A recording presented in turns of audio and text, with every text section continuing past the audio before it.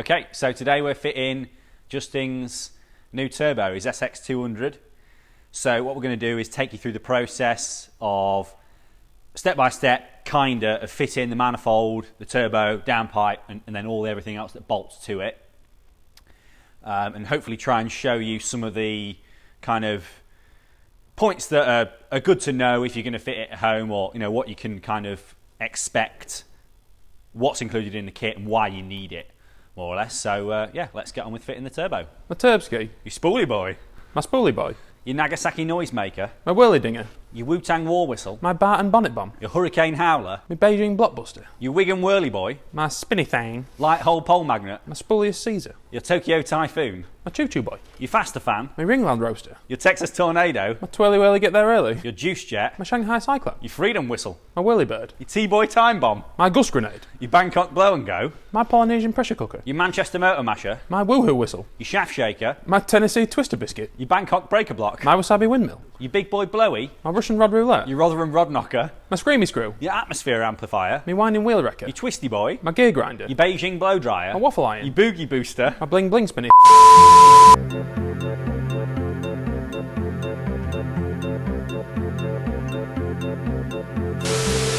Right, so first things first is, now that we've got everything stripped off, we've got everything out of the way that we don't need. So we've removed the breather pipe, the coolant line, the standard oil return and oil feed. We've got the turbo off, the coolant lines. We've got everything out of the way that we don't need. We can put the manifold on.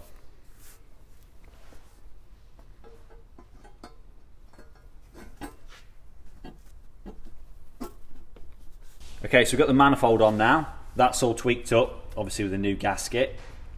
Now it's time to put the turbo on. So instead of using the gaskets, one of the things people don't like about these turbos the most is kind of like the T4 and T25 flange styles over things like V-bands, is because of their gasket seal. They can be known for not being the best gasket seal. It's usually a combination of things like not the best quality turbo, or manifold hasn't been surfaced, or using a cheap gasket. Usually with a surfaced manifold and a good quality turbo, not like a Chinese eBay turbo, and a good quality gasket like a genuine Borg-Warner gasket, you don't have a problem. But I think actually what's better than that still is the proper genuine mounting paste. So it's kind of like Tipex. It's like white paste, like sealant basically, but it dries really hard. So it's like it basically forms a gasket. So we just kind of paint around the top of the turbine housing before we put it on, and then that forms its own gasket, which you can just scrape off and reuse again after. You never need to buy another gasket. So once we've got that on, it's a case of putting the coolant pipe on and the breather pipe on either end, attaching the oil feed at the bottom, which we do need to make sure we tighten the oil feed up on the top of the turbo first, because once it's on the car, it's a bit tricky to actually get in the back there and tighten it up. So we need to make sure we tighten it onto the turbo first. Yep, and that's it. Then we can attach it at the bottom. Then it's time to put the wastegates and the downpipe on.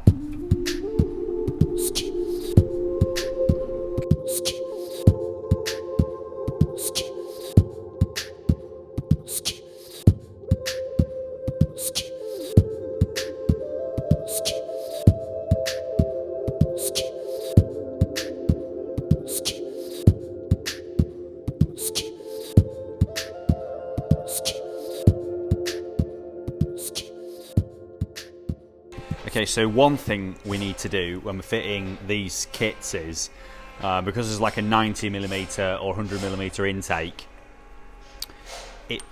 the intake basically fouls the standard pulley bracket and alternator bracket. The alternator mounts on the front here with the pulley for the aircon tensioner and auxiliary belt. So what we would normally do is take this off and you'd fit like a rear mounted tensioner. The only problem is the rear mounted tensioners are really hard to get hold of. So like an alternative to that is basically just like a slotted bracket instead of the alternator bracket, so that you can actually kind of pivot the alternator away and tension it that way. But it's always a bit rubbish. They don't really tension very well. So the alternative is to keep the bracket, but you basically just have to grind away this top fixing, which is where the aircon pump bolts onto. So you have to kind of remove all of that material there, and then the 100 and the 90mm intake will clear it. We'll probably... It really depends on kind of how this kit goes, but if there's demand for it, we might actually make a machined plate to go here to actually replace this, so you can just kind of bolt it on and bolt it off, and use the OE tensioner with like the R&D aircon delete pulley and bottom pulley and the belt, but still have enough room for the 90mm or 100mm clearance. It'll become more obvious once we've got it fitted on. So now to clear the manifold, you need a cranked crankcase breather tube, Right. which Adam's quite kindly provided. Yep. Basically, it just modifies so it fits around the side of the manifold up to the cam cover. So we're just going to fit that. So yeah, essentially, you can see the angle where it fits around the side, whereas this would encroach on the actual manifold itself. So this is the original one. Yeah, it's just been painted and abused over the years. So where has he put his gasket paste? Just a little bit of sealant over the gasket seat. So yeah, just to aid sealing basically with the gasket, just gives you a fighting chance of making sure it don't leak any oil. Not that it would, it's just obviously you get little bits of debris on the block and everything else. So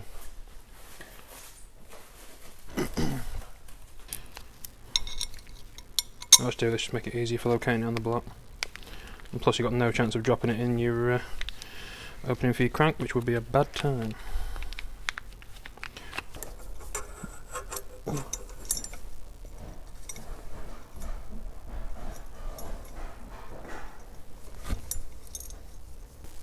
Finally got it in.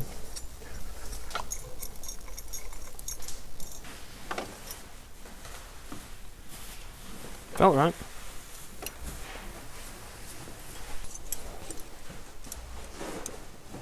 Oh wow. This is definitely not going to be a good time. Adam, you ever fitted one of these? Right, and next piece we've got to fit is this modified radiator hose. Enhanced performance only. Just so it clears around the intake a little bit easier than the rubber hose, and it just sits there rubbing all the time.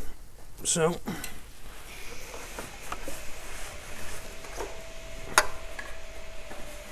try that again. And we're in.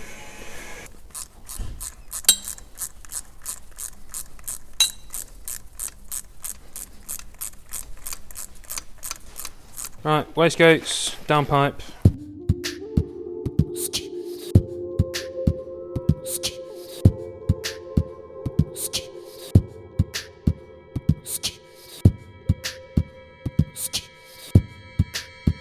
Twin scroll means we need two wastegates. There are other ways of doing it where you can have one wastegate, but it's a bit trickier to fabricate the manifold, and kind of the best way of doing it is to use two wastegates. So obviously that's where a lot of the cost in the kit comes from. So obviously they go on either sides of the manifold here.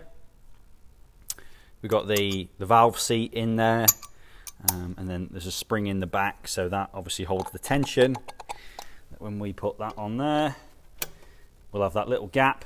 We basically close that up and clamp it. So then that's kind of the valve in the wastegate is then tensioned up at that point. It's got its kind of preload on it, and that keeps it nicely sealed at idle, so we don't have kind of exhaust gas travelling down the exhaust pre-turbo at idle.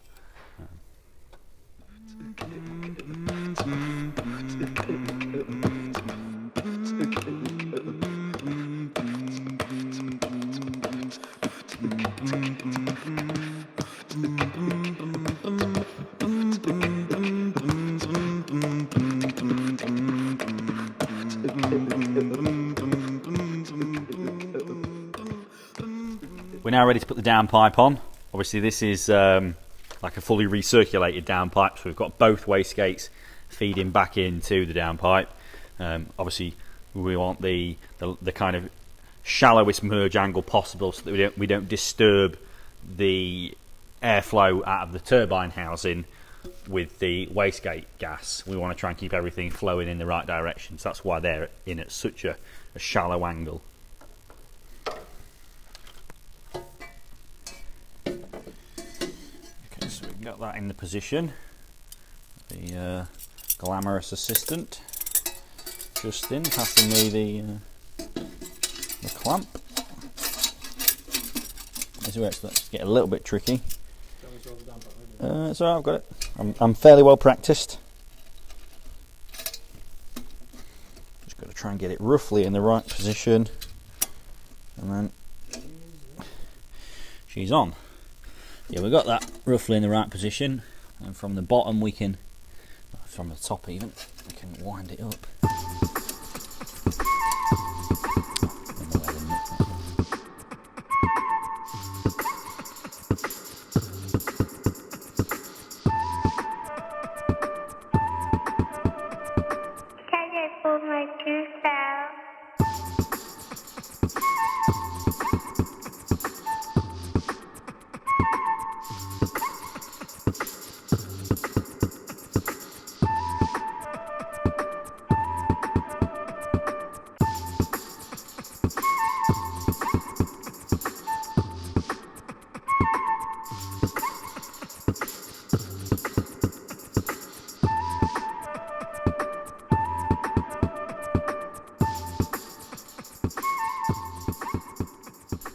Got our 90mm Ram Air Pro Ram Air filter to go on this bigger intake. These are, well, they're not that new now, but these are kind of Ram Air's alternative to their standard foam filters, which they've kind of had out a few months now. They're pretty similar to the AEM type, but quite a lot cheaper. Performance-wise, there's probably nothing in it really. All the kind of aftermarket air filters pretty much do the same thing. You are basically paying for a name at this point. But the Ram Air ones do look nice, and I think if you're going to pay for anything, you might as well pay for something that looks nice.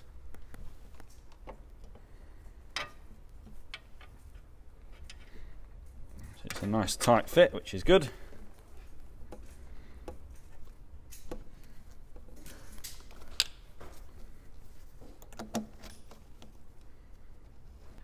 So these, the airflow meter is just going to go straight into the weld-on boss. Obviously, you can only get these the right way round because the holes are offset. But on some of them, you actually can get them the wrong way around. Or if it's like a housing that's separate to the intake pipe, you can get them the wrong way around. So it's just important to remember that like this kind of hole in the front, that's where the air goes in and then is metered. So that wants to be in the direction of the airflow. So air filter this side, air flows through the airflow meter basically.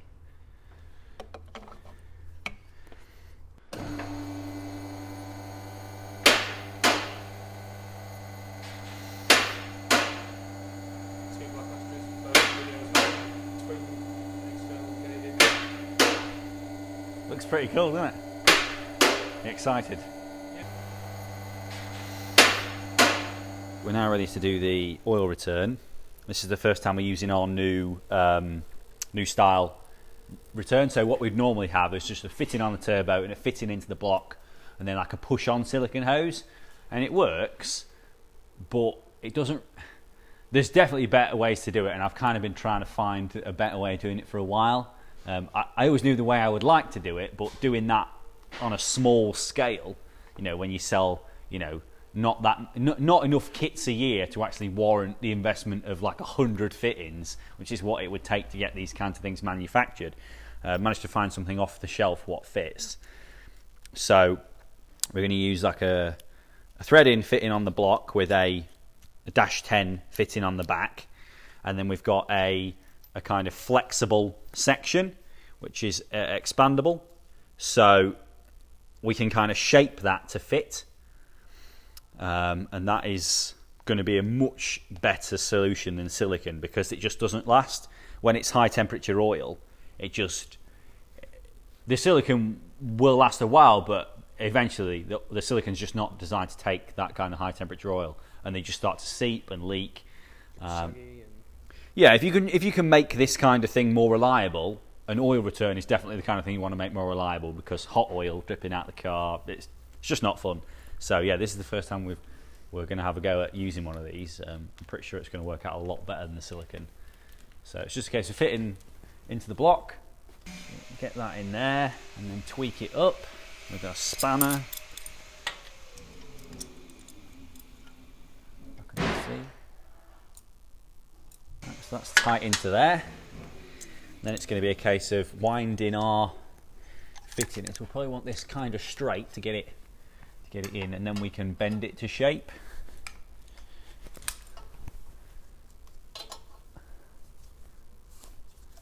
So luckily this will wind in from the underneath, which is handy. And then we can bend that up into the right position roughly. It's a case of getting our gasket bolts. We've just got this is actually like a genuine Borg-Warner gasket. They're like pence, so it's always best to use a proper genuine gasket if you can, if you've got one. But there would be one in the kit, obviously. But it's always good to have some spares, because this is the kind of thing that if anything's going to start to leak over time, it's usually these paper gaskets. Again, they're not really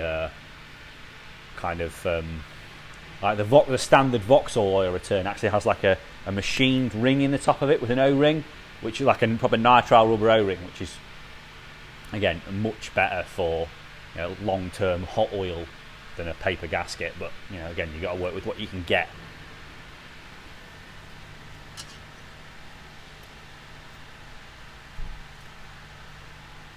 It's like the all-seeing eye. With tapey doom.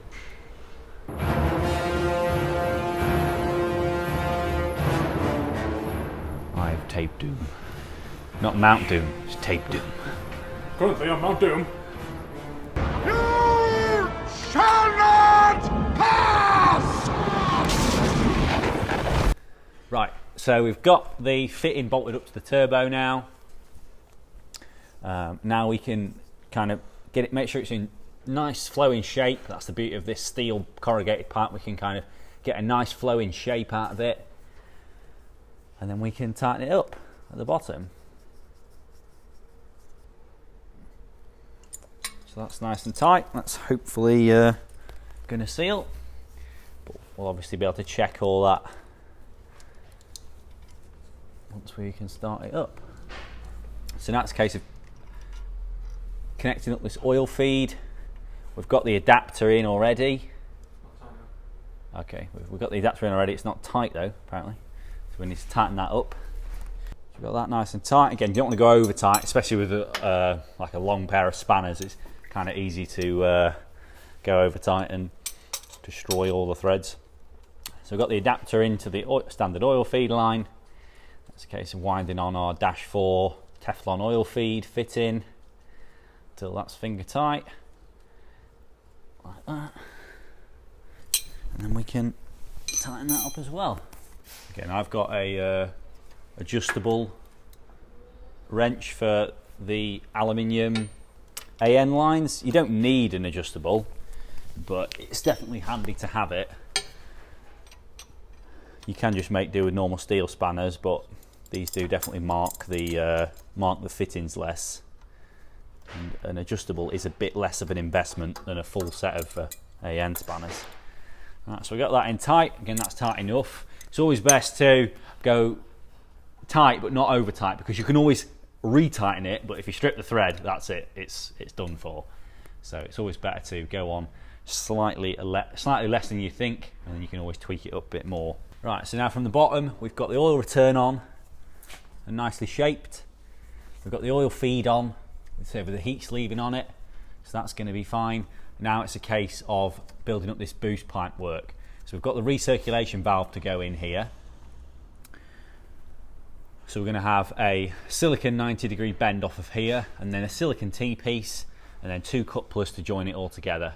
Now we're ready to talk about the boost pipe side of things. So because like on an EFR, we've got the recirculation valve built into the compressor cover. The SXC doesn't have that, so we need to add one like we do with the Garrett kits.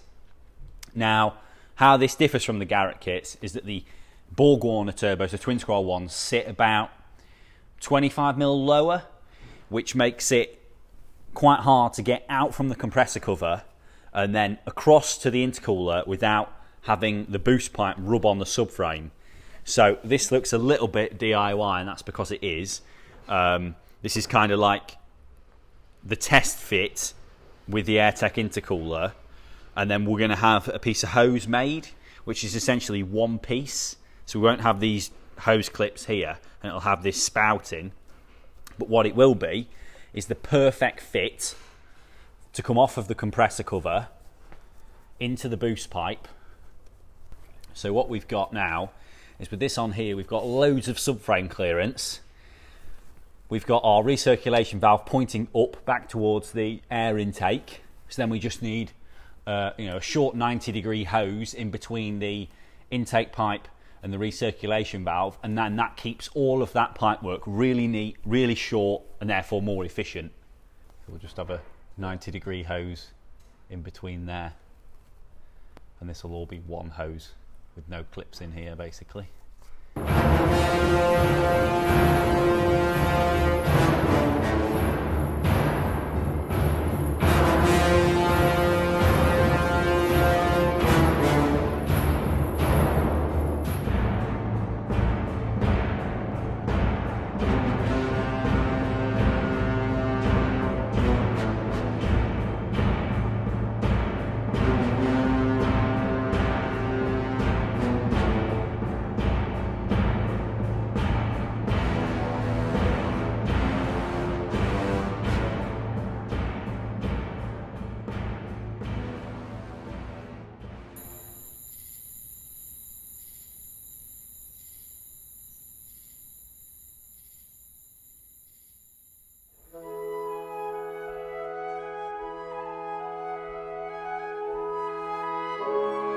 We got the car finished.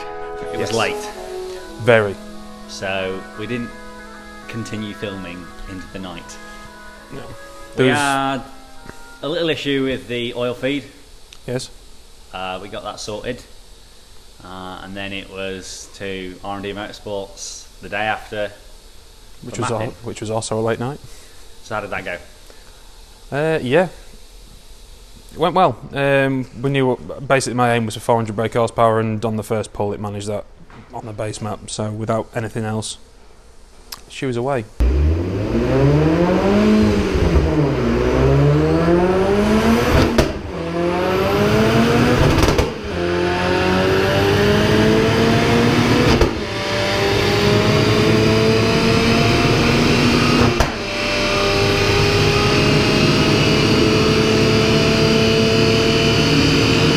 So what's the plan now? We've got a track day this coming weekend. Basically just going to go test it and see how it goes. And that's final test before? We've got the track day on the 14th. There is a possibility that I'm doing a sprint taster day on the 22nd, but this all depends on how it goes on the 14th. From what we can see on the dyno, it looks like it's basically I'm going to have to keep my same driving style as what I was with the KO6. So it's going to suit me down to the ground. It's just going to be faster. And then we get to find the limitations of the next part of my car. 400 horsepower. It's enough for most people on a front wheel drive car. I think you need to get to be going pretty fast before you need more than 400 horsepower. Again, like you can do a lot with that amount of power. Like if you think about like touring cars, yeah, they're on slicks. Yes. But even in the wet, they lap faster than most kind of time attack stuff does in the dry. Yeah. Front wheel drive. So, there's a lot of limitations in the chassis and in the driver before you get to the point where you need more power. Yeah. I guess you can look at it like, well, if you have more power, you can go faster in a straight line. Therefore, you don't need to carry as much corner speed. But I think it's better to become more efficient with the power you've got. Yeah. So obviously, I've been driving the car now for about 4 years, and we feel, well, in myself and then the tuner itself as well, that I'd got to the point where I could have done with a bit more power, because I've basically learned how to drive the car on a lower power band and keep up with cars that are a lot faster than mine is. So what else is competing in your category? This year I'm entered in J4, which is up to 400 brake horsepower on the 2 litre engine and above. And so currently in my class I think there's 3 Evos and 2 Subarus currently entered, but that's all subject to change at the moment. So 4-wheel drive stuff. Yeah. So that's the thing about a lot of these race series. You get into a lot of, the cars aren't really can often be not that well matched. Yeah. You know, like you can get like an Astra versus an NX5, you know, like a rear wheel drive sports car versus a front wheel drive hatchback. And that's not to say that they can't compete, but you know, it's kind of like the cars have to find some kind of middle ground in order to be able to compete. Yeah. I think that's where, on a kind of lower level, like the single series racing probably becomes a bit more competitive, I guess, because the cars are all much closer together to start with. Yeah. And you've usually got a bigger field of cars. But then that's circuit racing, not like the sprinting that you're doing. Yeah. So I'm not saying that I'll not have a go at circuit racing. I'd love to have a go at time attack, but essentially this is like the baby entry into it. I can see if I'm competitive or not, and then develop from there. Yeah, I think time attack. It's probably it goes through different phases of being popular or not, doesn't it? I think like it had its kind of era like 5-6 years ago, and it's had a bit of a dip. But I think it is kind of coming back in popularity again. Yeah. So I think it comes down to how much competition there is. Yeah. And other than the Javelin Sprint Series, there's not really that much other sprinting that goes on. I don't know. I mean, you tell me. Yeah. There's only, well, what we got? 7 rounds of sprinting this year. There's been a bit of a change in the structure because they've got rid of the Japanese Sprint Series and combined it all into one large series now. So yeah, I'm interested to see how it goes. It's one of them that it's not just developing the car, it's developing myself. So there's always that quest to go a little bit faster. Thanks very much for watching. If you like the video, give us a thumbs up, leave a comment if there's anything you'd like to know, and make sure you subscribe.